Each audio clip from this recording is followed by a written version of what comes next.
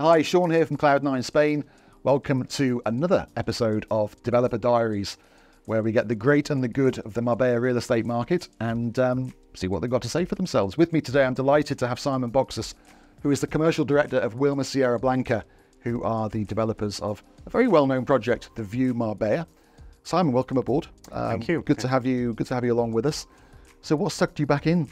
You're over on the dark side again. What happened? Well, as I said, the real estate side is always calling you back. It's a passion. No? When you are passionate about properties and nice architecture, etc., you always call back. Wilma Blanca and I were always in contact. I was in the initial team to put the development on the market in 2018. And now with the launch of the new phases, we actually talked about my return on the team, and I was very happy to come back. Yeah, I bet. Dealing with mortgages was very interesting, related to properties, obviously, but it was a time that was coming to an end anyway for me, for my interest. Yeah. So it was a natural return. Yeah, exactly. And returning to the same place. I mean, obviously, sometimes that's a good thing. Sometimes they always say never go back, but you're obviously very comfortable with the team there and the people who run that business. It is. I mean, I was always in very good contact with them, but the first important thing is totally loving this product. The properties that are being built there and that have been built. One thing that I was very proud of was to go back to the View after it was built, the first phase, and actually see the real properties that were so faithful to the renders that we had been issuing of plan. And therefore being proud of having sold those properties to clients. Yeah, because that's always the worry, isn't it? That you see, I mean, everybody can come up with amazing CGIs and renders, and you think, and then you think, is it actually going to be like this? And then when you see it developed and ready after 18 months, 2 years, and you see that it's so faithful to the renders, the original renders, it is lovely. It's great when you see that. Yeah. Tell me about the View. The View is actually really looking at the first of, well, let's start from the beginning. The soul of the View Marbella is to actually take into account the active lifestyle, the sports, and the well-being. We wanted to actually provide a luxurious property, an alternative to a villa, with facilities that you would normally only get if you were buying in a 500-unit complex, for example. So therefore, to really look at something very exclusive, with a small amount of properties, but having a full collection of facilities. Fantastic. And it's called The View because of the View. So in terms of location, I'm right in saying it's just above La Quinta Golf Resort, isn't it? And that's an area that's under quite a bit of development at the moment. There's a few different developers involved up there. I know there's one behind you that's going even further up towards the sky. But The View is the one that everybody knows. It's quite an emblematic looking project, isn't it? The architecture's quite modern. It's like a wave. That's right. Is that the best way to describe it? You can probably. It is. I mean, the wave is coming from the architects to actually willing to actually embrace the apartments into the side of the mountain, and not just deliver something with the straight line like everybody has been doing. Yes, the area is very special. A balcony over the La Quinta Golf, and just below La Segaleta. So we are looking at an area of exclusivity. Few developers around on the same sector, totally right. Fortunately, with the new phases of the View Marbella, it will be the last keys delivered on the sector. So the people buying in new phases will actually not have to cope with noise of constructions, etc. Yeah. And it's great for access, isn't it, the View, because you've got Nueva Andalusia pretty much laid out in front of you. So Puerto Banús, I guess 10 minutes down the road. And then you've also got access to the Ronda Road there's cafes, bars, restaurants there, and also quick access to the toll road. So if you need to get to Malaga or Gibraltar or anywhere. Even to the east of Marbella, if you actually take the toll road, you don't have the traffic of San Pedro. I do that all the time now. I do, particularly over the summer. I just forget about the coastal road and just take the toll all the time. I've got one of these, the bippy things you just like go through, and then you get the invoice at the end of the month, and that's when you think, oh my God. No, it's but yeah, in terms of the architecture as well, there's a round building, isn't there, within your first phase, which again is, I think, the only one on the Costa del Sol like that. It's almost like a tower, but each apartment takes one whole floor, doesn't it? That's right. Amazing. It is a very iconic building. It was the desire of the company to actually create something very iconic, very unique. Yes, it is a round building. with an atrium in the middle. That's right. With a garden. Why is nobody building it? Because it is actually very expensive to do. And there are a lot of technical complications. But it looks great. It looks great. Great. We had to design this block 3 times to actually make it work. And after that, you've got the problem that every single material you're actually ordering needs to be custom made. Cool. If you even look at the skirting boards, they are around it. So you cannot talk about price per square meter for that type of building. No. You are looking at the uniqueness. Yeah. And it's priced accordingly, isn't it? I mean, the prices for that building, just remind me. The ground floor is 2,950,000. The penthouse is 4.3 million. Okay. And they're ready to go now, aren't they? They're ready to. They are ready to go. And in terms of availability elsewhere within phase 1, do you still have a few units left for immediate occupation? We've got a couple of penthouses for direct occupation, 4-bedroom penthouses, private pool on the roof terrace. I think I sold one of these way back when I think in the first year of development, and I remember seeing the plans and thinking, wow, this is like a villa. It is, yes. It's the size of a villa. It's exactly the aim is to actually offer an alternative to a villa. As a developer, we have been involved in quite a few villa developments in the exclusive areas of Marbella. And some of these owners have contacted us again, actually saying that they are fed up to actually maintain a villa.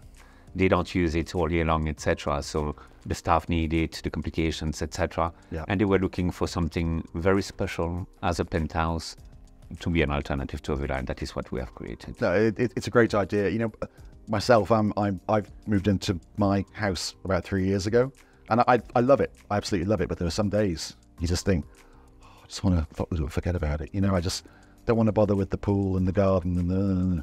So yeah, I can totally see the appeal, particularly when it's a second home.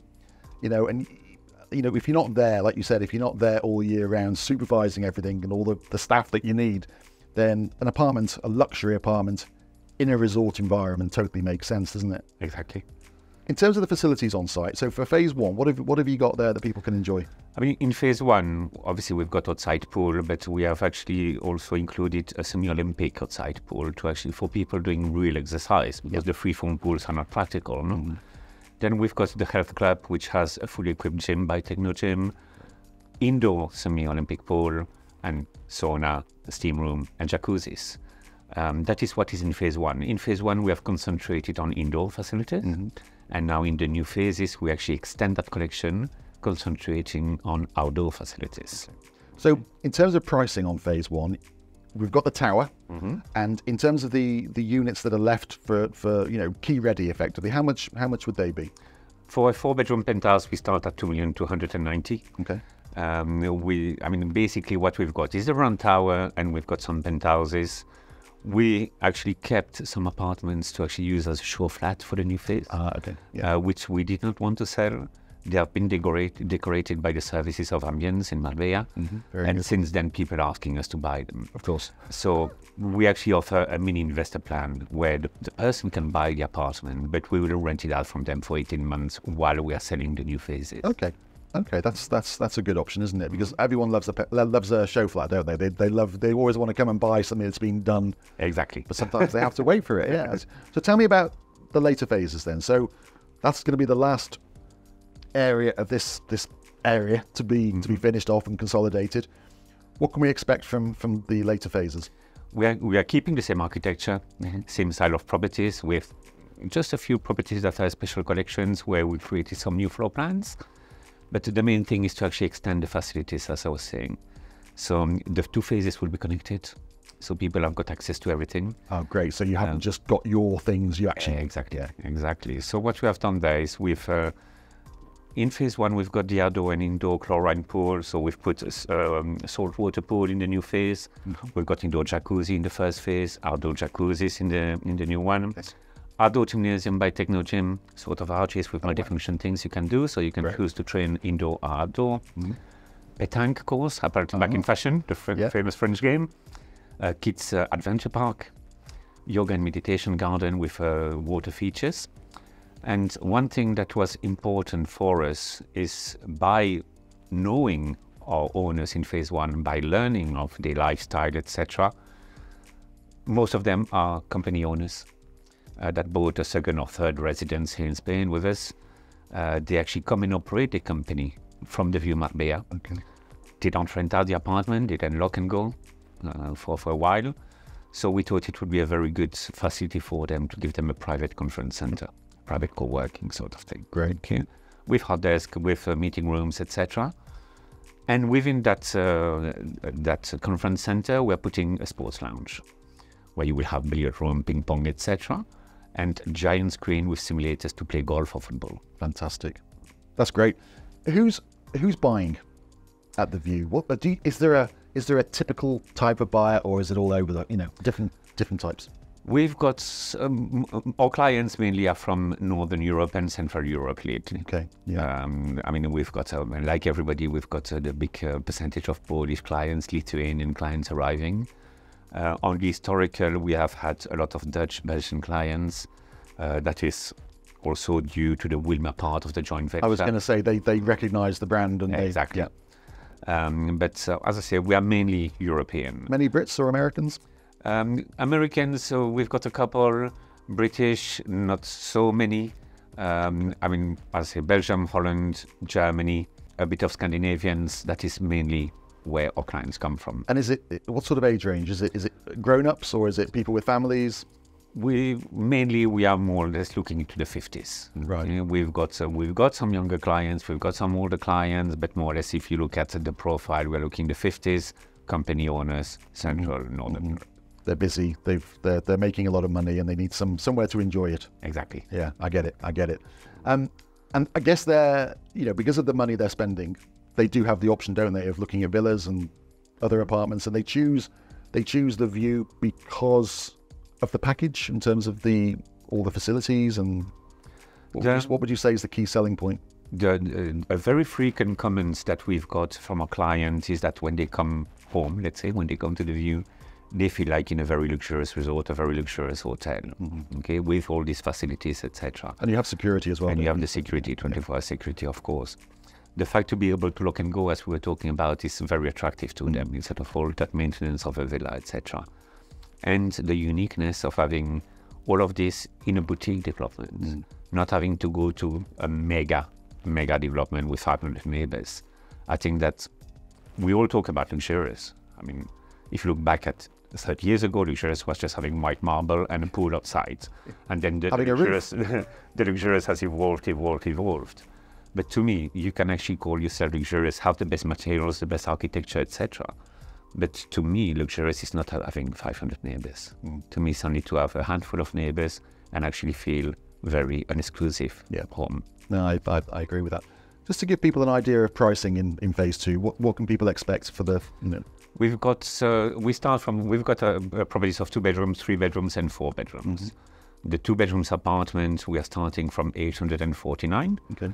But a new thing that we have done in the new phases is that the ground floor apartment have a private garden with private swimming pool, even the 2 bedrooms. And there to have the private pool on 2 beds, we are looking at 999. Okay. Then on 3 bedrooms, we are starting at 1.3, 1.5 with private pool. And then we've got some penthouses, 3 bedrooms and 4 bedrooms. Okay. The 3-bedroom penthouse is 2,250,000. And then we are going up with the 4 bedrooms. And we still have a couple of very unique penthouses of 4 bedrooms that are 290 square meter built, all together with terraces, 600 square meter. Wow. We still have a couple of them. I was going to ask you about sizes. So if I wanted to buy a 2-bed apartment, maybe at the 800 and something thousand mark, what could I expect size-wise? On the first floor, you would have 126 square meter builds and a terrace of 40 square meters. Yeah, the terraces are all big, aren't they, really? Yes. They're all, that's one of the key selling points of your development is the terraces are a real feature. Yeah. Because you get some that it's almost like a token gesture, but these are part of the living space, aren't they? Yes, I mean, if you look at the 3 bedrooms units, the smaller terrace we've got is 90 square meter. Wow. Which is an apartment on its own in Almadena, for example. Yeah, exactly. That's incredible. Tell me about Wilma and Sierra, because the company's Wilma Sierra Blanca, isn't it? It's a bit of a joint venture between Wilma, which is a Dutch or Belgian. It's based in Belgium, with developments in Holland and Germany. Okay. They have been there for many years. joint venture with Blanca Global. Yeah. And is this Wilma's first development in southern Spain? In Spain, yes. Okay. In Spain, yes. I mean, they decided to bet on the Spanish side of the activities. First development with 3 phases, and then future developments to be announced. Okay. We'll have to get you back when that happens. in terms of the market at the moment, I'm hearing different things from different people, agents, telling me one thing, developers are saying other things. Has the market been good for you this year so far? Have you noticed any waves of slowing down or speeding up? I think that for people that have been here for many years, like yourself, like myself, we always had our season very marked throughout the calendar. And since COVID, this calendar has been up and down as unexpected trends. This year, for example, normally a very heavy season is Easter. Easter week, well, we had horrible weather. We did, yeah. But then 10 days after Easter, we were rushing out of our feet to actually serve clients. Then the summer is quieter, we know it, and then we expect September, October to be very busy. What we see at the moment is that we've got fewer clients visited, but a higher quality. Yeah. So at the end of the day, same results, without having to rush everywhere. Exactly. It's a win-win. Yeah, yes, that's great.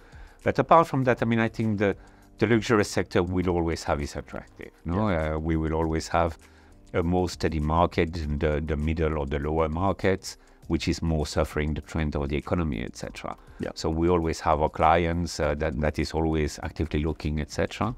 The only thing that we have got a very clear change is the attraction from Eastern Europe. That is really starting to be very, very marked. And why do you think that is? Do you think it's a direct result of the conflict that's going on? Totally. So neighbouring countries are just getting a little bit They want to take the capital out of that. Yes. And so you can actually see it with the clients and also the agencies opening doors now. I mean, Polish agencies are appearing every week. Yeah.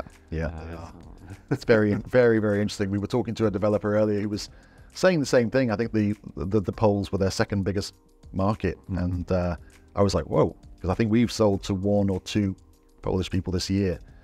So it's nowhere near our top 4 nationalities, but I know it is for a lot of people. They're very dominant. So, and I've been to you before, if I wanted to bring a client to the View Marbella this afternoon in this lovely weather, what could I expect? I mean, what sort of service and what can I expect from a tour?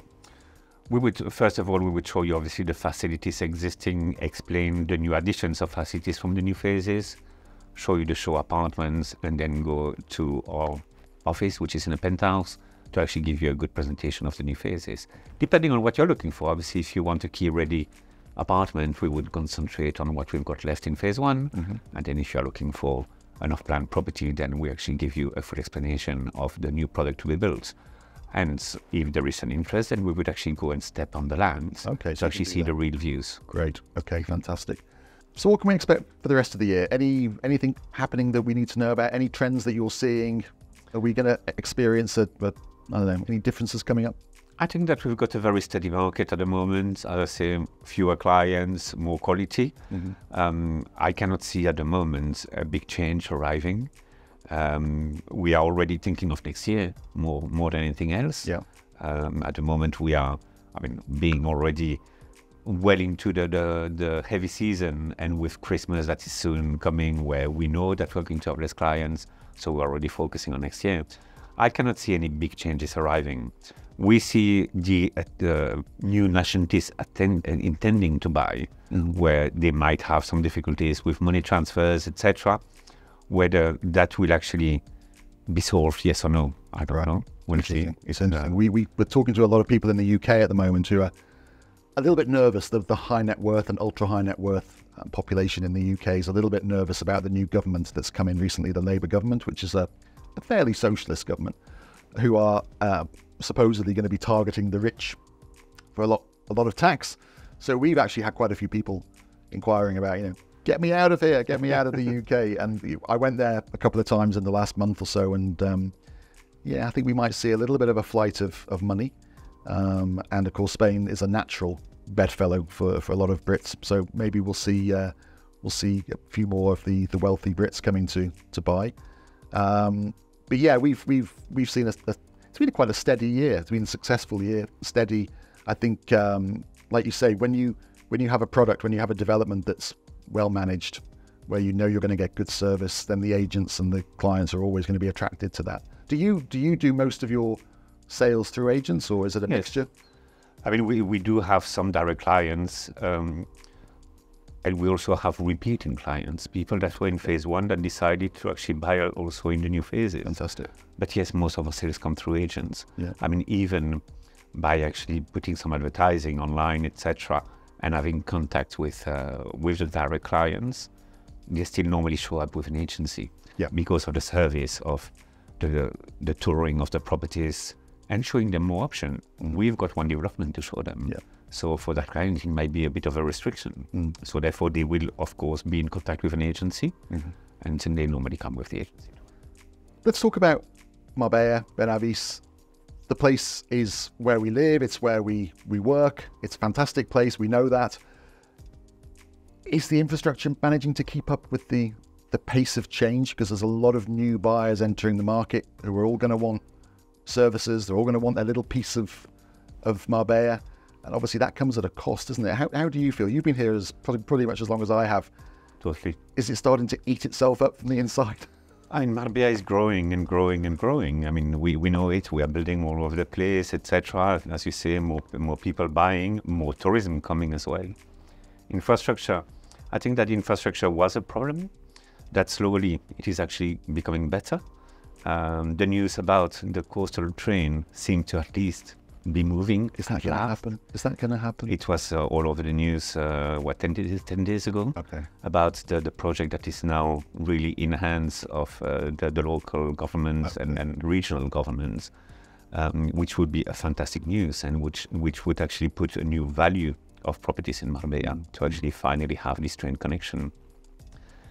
Apart from that, well, I think that there will always be work to improve infrastructure. Yeah. With the volume of people that are visiting the place, there is work needed, but I think that we can get there. Okay, interesting. And in terms of your development, obviously there's a lot of developments out there, different builders, different developers, different promoters. What should the average client look out for? Do you have any tips on what they should look out for when they're property hunting? Are there any red flags, that you would step back from and avoid if you saw?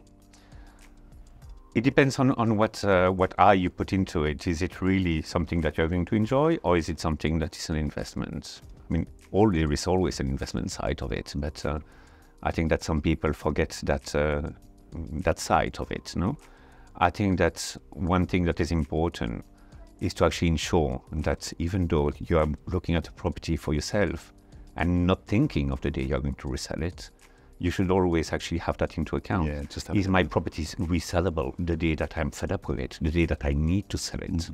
So to actually take something that would be attractive on the market for somebody else is something that is very important. On that basis, myself, I look at exclusiveness, something that has got something different, etc., instead of the same box in all the places. I think that is an important side. Of course, all the normal check and due diligencing, quality of build, quality of architecture, bank guarantees, the bank guarantees, etc., licenses in place. Obviously, that is the normal checklist. Yeah, very good. Simon, thank you for joining us. I'm really glad that you're back where you belong, and where you feel obviously very comfortable. And what you're doing is fantastic. Great work. We love coming to see your development. We love coming to see you. So thank you for joining us. Until next time, when you can update us on future plans. Future plan. Yeah, we'll keep you informed. Until then. Thank you, Sean.